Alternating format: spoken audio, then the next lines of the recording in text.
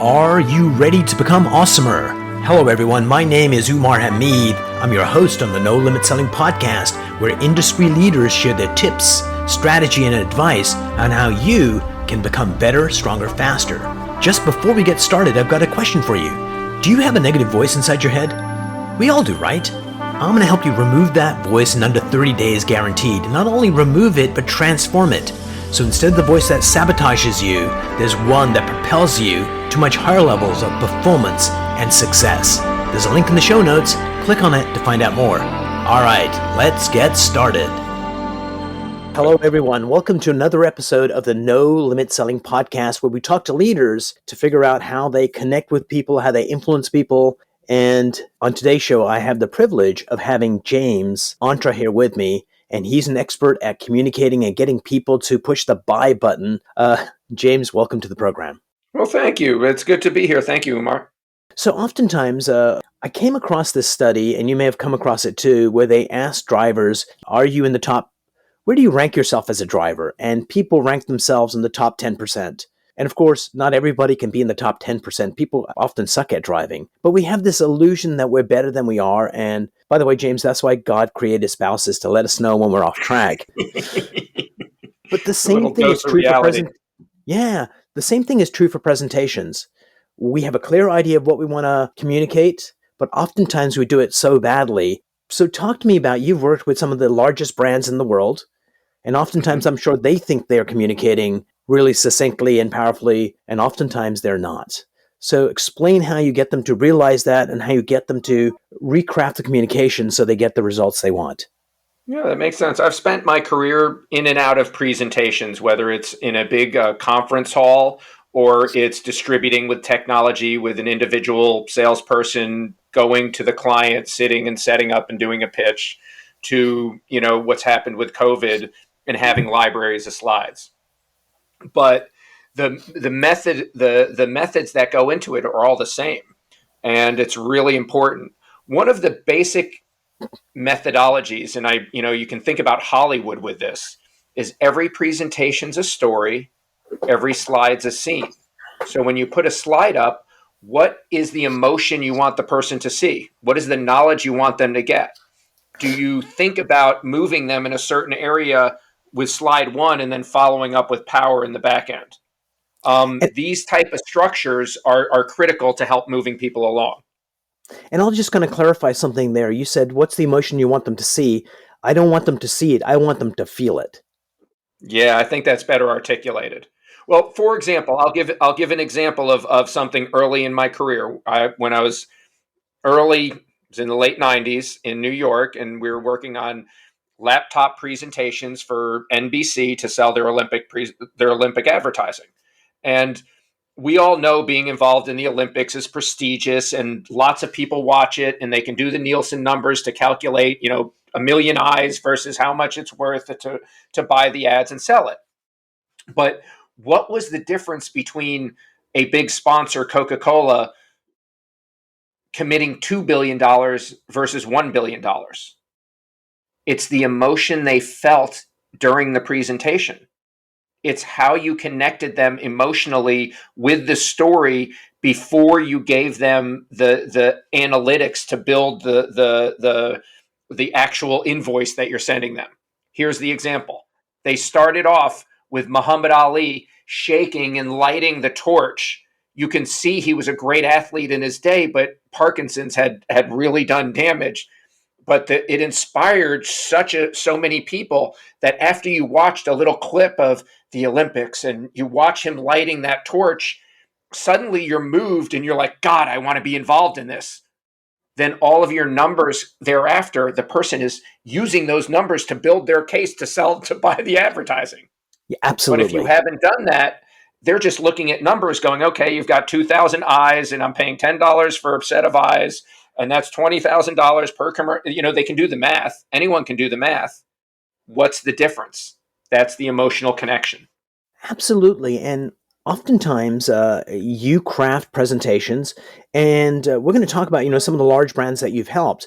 But really what we're doing here with our audience is you too, dear viewer, can craft a presentation and use the same techniques to get people to say yes more often. So Hmm. oftentimes you can craft a presentation, but two people can deliver it, and one person can deliver it with immense power, and the other person can deliver it and not so powerful. So how do you coach people to breathe life into the presentation?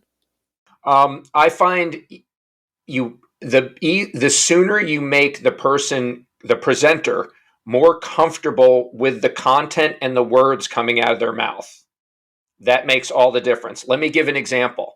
Um, don't start a presentation with 3 bullet points and 3 big words, because everyone will read the words, they'll understand it. Think of what a meme is. A meme makes you think. There's some contrast, there's something about it. If you can make that first slide a meme or just a big image of something that you know what to say based on that image. When you look up at the image, and it's not, system, service, and value, it is someone smiling at the cash register, and you know it's system, service, and value. You are personally going to deliver those words the way you're comfortable doing it. And that's the comfort level you need to do. So a simple process, try to eliminate all the words off your screen on something that sets it up.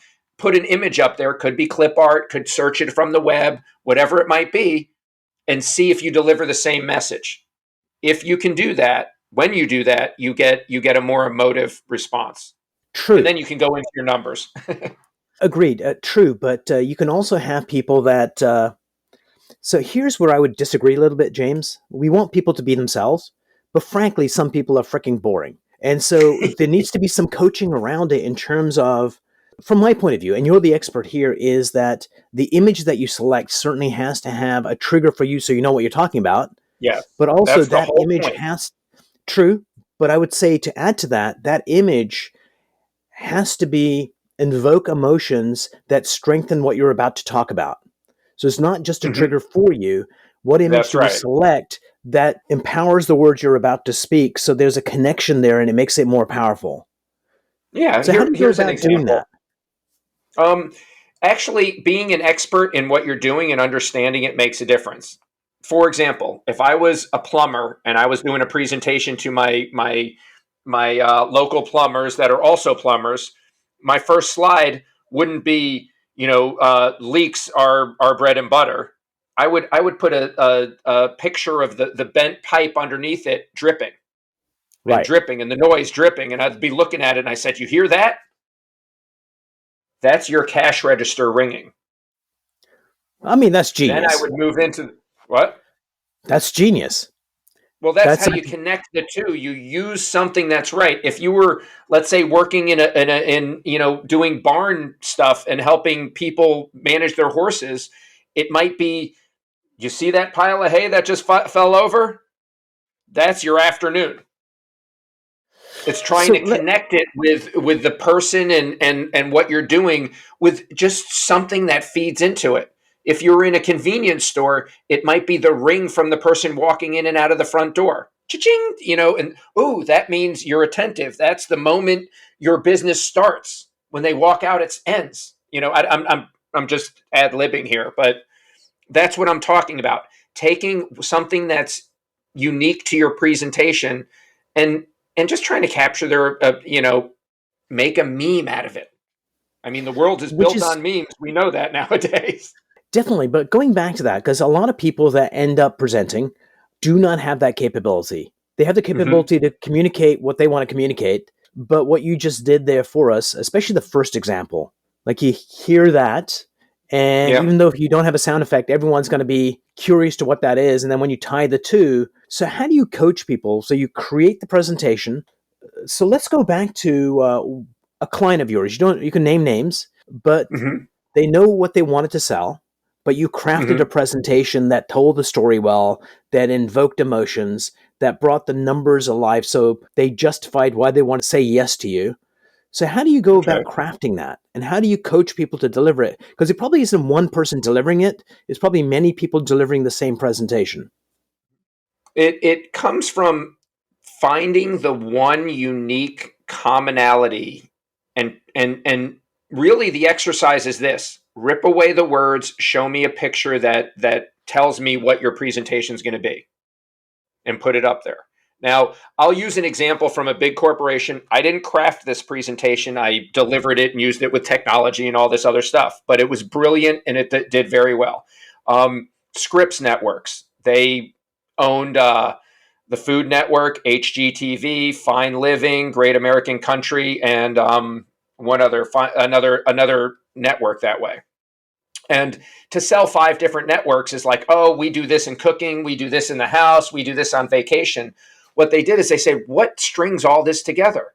And they say, these are all lifestyle items.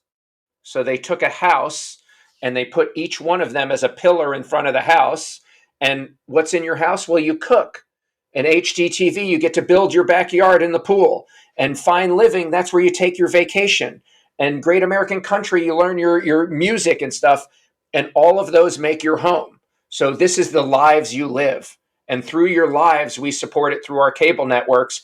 And then every salesperson was able to cross-sell every single network because it made sense to go from Rachel Ray to making a 30-minute meal to someone on HGTV teaching you how to dig your own pool in the backyard, because now they're connected under your own roof. And even your vacation going away for Fine Living, or you like wines or whatever it is, that could be under your roof, and that's part of your life. But by stringing them together, putting them out there, ironically, Scripps Networks grew up to be bought by Discovery. But ironically, the senior management of Scripps are the senior management of Discovery Networks right now. Brilliant. So thank you for sharing that, because that actually is a great example of, in a typical presentation would be is, hey guys, we need to sell these 5 things and they're all connected. You go sell it, and the salespeople can't figure it out. And that's a perfect example of having a house doing that. So from your point of view... Right, here's a slide that shows Food Network and HGTV together. And that's just one of the slides from that pitch. And it was a way that, if you notice it, it's branded under the parent company. You don't see the Food Network brand. You don't see the HG, just their logo. So it builds it as a structure. Brilliant. Do you, other than create the presentations, do you do any coaching on how they deliver it? We try not to at this point. We've done that through the years. A little bit of insight. I've done a lot of creative components of it. At this point in our career, we're much more about the structure and strategy of delivering technically the presentations on a larger scale. But for me, I never want to hear, is that blue to aqua? I swear we asked for sky blue. Right. Me personally. I'm just saying, design is very subjective. And it requires a consultative approach. And I can sit down and do that. That's not the core of our business today, but that is, a good decade of my career prior to this. Brilliant. So why don't we, you and I together, teach our viewers, listeners, how to put a simple presentation together. So I'm going to let you pick the industry. What's the industry you want to play with? Should we do pharmaceutical? No, I know too much about that. So I'll pick one. Pick. How about travel? All right. Let's say travel in this day and age with COVID. So we'll add a wrinkle in it. Okay. Well, so we've got the COVID part puts a big wet blanket on a lot of it to begin with. So you want to one is travel is experiential. So you want to start out with making the person feel the experience they're about to feel to begin with, because we go with emotions and then we go with logic to back up the emotion. So let's say it was a cruise, even more challenging. Right. You're going to want to start out to show the open air life on a boat or on a ship way out in there, with maybe a video showing the activities that you haven't experienced in the past. Once you get the feeling like, gosh, I want to watch a show at night and have a drink and go to the stateroom and look at the stars over the ocean with my loved one, and you set the stage. Then you follow in with the confidence that, hey, we are COVID friendly. This is not the shipping that you thought of 18 months ago when COVID started. We're actually on the cutting edge of safety here and, throw some statistics. Not one person's been sick since we started up, whatever it is. From that, you then remind them into the nuts and bolts of what's going on. We have 15 staterooms and 22 with a balcony. Did you know we have 8 restaurants that are open full time for buffet? If you like dancing, and then you go through the pieces. And at the end, you say, this wraps up with a one-time cost that includes liquor, Wi-Fi, your room, boat, the whole 9 yards, and you can be there today. And then you drop it. Now, that's a way of structuring it because you created the emotion, you connected with someone. Once you connected it, you gave them the security, and then you gave them the actual evidence for them to reinforce their sale. Because don't forget, someone's going to go home and say, hey, honey, do you want to take a cruise? And they'll go, oh, isn't it scary? They'll go, look at how much fun it is. Remember how this is? And he goes, oh, but what about this? And I need to be out there. He goes, well, cruises are the safest COVID place on the planet now. You might not have known that. We went to the restaurant and 5 people were positive there just last year. No one's been positive on a cruise boat since 2.5 years. I'm making that up. I don't know. Yep. But if you notice, what I was talking about aren't bullets on a slide. Almost everything I said creates visuals in your mind. When you tell a story, here, I'm going to take a step back. Everyone's a storyteller, no matter how much you think you're not. And you were a storyteller when you were 5 years old and your mother came in your room and said, who made this mess? And you go, purple dragon flew in and knocked the bookcase over and didn't put away my toys. Well, you were a storyteller then and you're a storyteller now. I'm not saying you're deceptive or anything, but you created a visual graphic that the audience could grab onto to try to take them away. We might have been better at it when we were 5 years old than we are now. Absolutely. And human beings are meaning-making machines, and the meanings we make are the stories we tell ourselves. And also, at the dinner table, every night, everybody's telling a story. How was your day? You're telling the story. We're natural-born storytellers, some of us much better than others, but we're used to that, and stories invoke images in people's heads, and they invoke emotions. Yep. And that's where memory comes from, and action. Absolutely. Actually, and I want to point something out. They make that and they push emotion. If you go to the Latin meaning of emotion, take the E off of emotion. It's motion. Emotions create motions. And when you talk about the movement of something, that's where the root of the word comes from. So if you want someone to move in a direction that buys your product, that understands what you're doing, it's critical to create that emotion. Actually, Absolutely. If you think about every political issue out there, they always start with emotion. Always. These people are being treated poorly. These people are being killed. These people don't have rights. These people are victims. This one's that. Everything that you're told starts with emotion. And then they follow up and say, but our program is going to fix it, and you need to vote for me because I'm going to fix the problem because you're so emotionally pissed off. And the other way around is these people have taken your jobs. These people are, and then I got a way to fix this. Absolutely. Emotions. But it's emotion. That's just a different, I'm making you mad there as opposed to making you envious or making you jealous or making you greedy. We can go through the 7 sins. Each one of the motions push you towards each one of them, and they play on it. I mean, quite frankly, if I make you hate somebody, it doesn't matter what their process is. You already hate them. I don't care what comes out of their mouth. I already hate them. Deal's done. I don't, I'm not asking you to be intellectual. So step 1 of any presentation is you need to sit down and say, what's the emotion I want them to feel at the beginning of this presentation? And what's the emotion I want them to feel at the end of the presentation? The beginning of the presentation to prime them for what we're about to do. And at the end to give them the emotion to take the action we want them to take. That's correct. And you want to fill it with the support data, the logical information in between. Because once you've made an emotional choice, I want to go to Disney World. You hunt for, the prices are actually cheaper than staying here. And you start looking at, we get 2 rides for 1 if we go on Tuesday.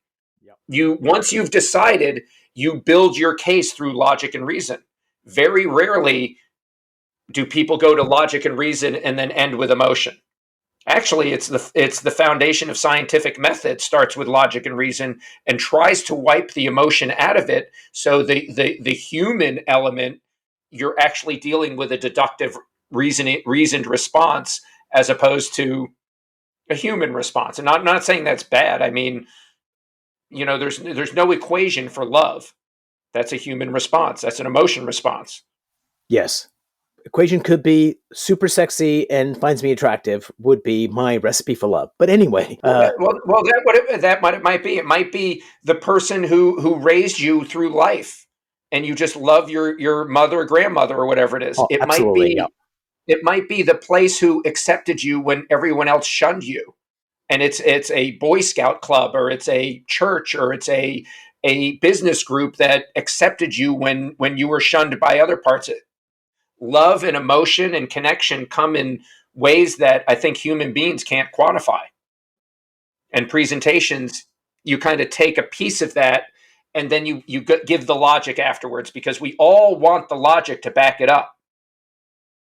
What I'm feeling, I want to have logic to back it up. And actually, if you take it into politics, when people feel something, they look for the stories that reinforce their beliefs. And it's why all social media, they talk about engagement. What makes you engaged? Something that moves you emotionally, something that feels like there's a victim out there and you need to save and you can help because it hurts you. You don't want people to go hungry. Therefore, showing a hungry child is going to get you to look at it, read the story, click on it. 2 ads are going to come through. And then you're going to say, golly, for 30 cents a day, I could feed one child in Africa? God, I'm there, 30 cents a day. I'm just, you know what I mean? Absolutely. I'm a straight up ad. We've all seen that ad. For $1 a day, you can feed a child in Africa. I connected emotionally. I gave you a response.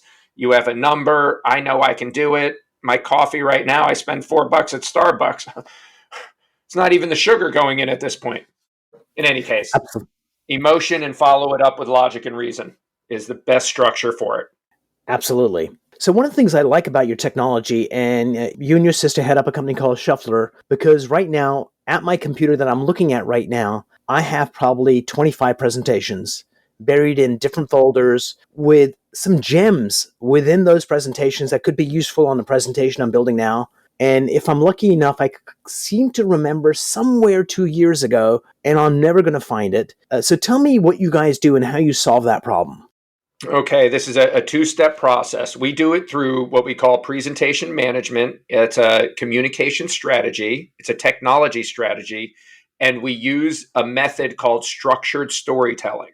So you talked about having, 50 presentations spread out on your, download drive, on your My Documents. They might be up on your Dropbox, maybe in an email, maybe on a thumb drive, wherever they might be, but they're disparate. And when you want to do another presentation, you start opening and closing and going, God, remember I did that presentation last summer and everyone clapped? Can't I get that slide back? And you spend time and effort doing that. And you're not the only one. There might be 5 people in your company doing the same thing. There might be 50. There might be 5,000. So what we do differently is we go from a linear presentation, slide by slide by slide, to a structured library of slides. So if you think of a table of contents for a book, there's who we are, what we do, how we do it, case studies. Now, when you upload a presentation to Shufflrr, it visualizes every single slide. So you see them all. We get you to upload them, put them all in there, and you can weed through all the duplicates. You say, oh, I need a timeline slide. And you click in timeline and you see there's 5 different slides that you've made with a timeline. You pick the best one and you put it in the About Us section because that's about your company. Maybe there's a bio slide that talks about the bios, and you're like, I have 8 bios, and this one has a different picture than that one. I like this picture, and this one describes my lifestyle better. Let's pick the best one and put it into the About Us. And then you go, God, what we do. I have this presentation about our printing press plant in New York. It's got a video in it. It's got a nice animation. It's even got a white paper talking about it. Let's put that in our New York section About Us. And what it does is it weeds out all of the duplicate slides, all the unnecessary slides, and gives a slide library for you to go to, so that when you are ready to do a presentation, your slides are ready. They're weeded through. They're available. You go, I need the timeline. I'll take it. I drag it to the slide tray. I need the New York plant. Here's the slide. Let's bring Right. it in. I want the video of the Perfect. overview. That's great. And then within 5 minutes, you're 90% of your way on your presentation. But what it does is it creates a communication strategy using your presentations as the medium for communications. And it keeps everyone singing off the same sheet of music. It keeps your direction more focused. You're looking, every slide is pointing to the timeline or to the horizon. And when you take this to its logical end, where every presentation's a story and every slide's a scene, now you start having logic of how many times that slide was used in presentations, how much time was spent on that slide. Do our number one clients look at that slide? Our number one salesperson doesn't use this one, but uses our benefits slide. Once you know that benefits slide, maybe it's worthy of putting an animation on it. Maybe it's worth a video, because if it's Right. used 80 times, then that's convincing people. And presentations are a method for convincing people to communicate. And I'm going to take a step back here. Is the modern advertising industry was created because basically a guy named David Ogilvy went to the corporate world and said, give me all your advertising, marketing, and sales dollars. In turn, I'm going to look at every medium of communication and give you a strategy for TV, radio, print, billboards, and then the web thereafter. Each one of those categories, a whole industry is around it. TV has an industry, and so does, print. There's a smell of ink and everything's involved in it. But if you go to TV, they realized if you go to like the Super Bowl, a 15-second ad is worth $5 million. Why? Because they found a strategy that says get in a Hollywood actor in an exotic location with a great director and make a quirky, funny ad, and you're going to sell more widgets. And now 15 seconds is worth $5 million or whatever it is. But did you notice one medium of communications that was left off that list? Which one? Presentations. Right. Presentations were created when a caveman wrote on the wall and tried to describe his local stuff. That was a presentation to other people. Presentations are in every house of worship built through the Middle Ages, where you walk by a stained glass window and the sun is beaming through it, giving you a slide of the actual act. So the illiterate public could walk by these acts and learn the story of that religion by visiting the actual temple that they're in, or the church or the mosque or wherever it is. And those are presentations. Every university is built around lecture halls. Every lecture hall is built around a presentation. Whether it's a person talking and orating or a person doing that with slides and a chalkboard, presentations have been around longer than all those other mediums combined, yet they've never been managed as a communications medium on a large scale. That's what Shufflrr is. Brilliant. And just before we part company, a presentation is a resource that gets lost. You put time and effort in it, and it just gets lost in the files of history. And what you do is not lose that resource so people can actually use it and take all Boiled it that to the top. intellectual capital that was invested in making the first one still useful years later. So, James, before we part company, I've got two questions for you. Question number Yes, one: sir. what is a mind hack or a technique you use to be more productive, happier, more successful? What's one tip you could give our listeners? Every day is better than yesterday. That mindset is rock solid. Before we started this recording, you actually articulated that. And Yeah. so you live it and you breathe it. Number two, what's a book you'd recommend that people read? Other than my own? No. Other than your own. um, uh, there's actually Would you recommend this one? Probably oh, not. that's a beautiful one. That would be I want that one myself. Now, actually, there's a book called Play Bigger, and it focuses on creating a category of a business, online SaaS, and what it means to identify an online SaaS type business. And I'll give a little example of it. It is in the online business. There's a huge difference between first place and second place. The Right. company that identifies the market and teaches people generally gets the lion's share of the business. When competition comes in, customers go to the leader and the leader gets further and further and further away. I'll give a brief example before it goes. And this book describes this whole phenomenon. Who is number 2 to Amazon? No idea. Who is Walmart, number maybe. 2? Who is number 2 auction to eBay? No Who is idea. number 2 to Google? Who is number 2 to Uh, Salesforce? Who is number 2 to Appointment. Uber? You can say Lyft, but the valuation is like 100 billion to 5 Yeah. billion. I'm just saying.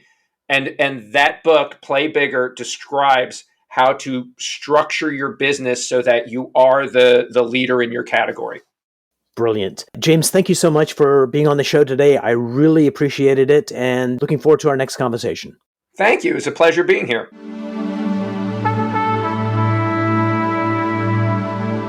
If you enjoyed this episode, please go to iTunes and leave a 5-star rating. And if you're looking for more tools, go to my website at nolimitselling.com. I've got a free mind training course there that's going to teach you some insights from the world of neuro-linguistic programming, and that is the fastest way to get better results.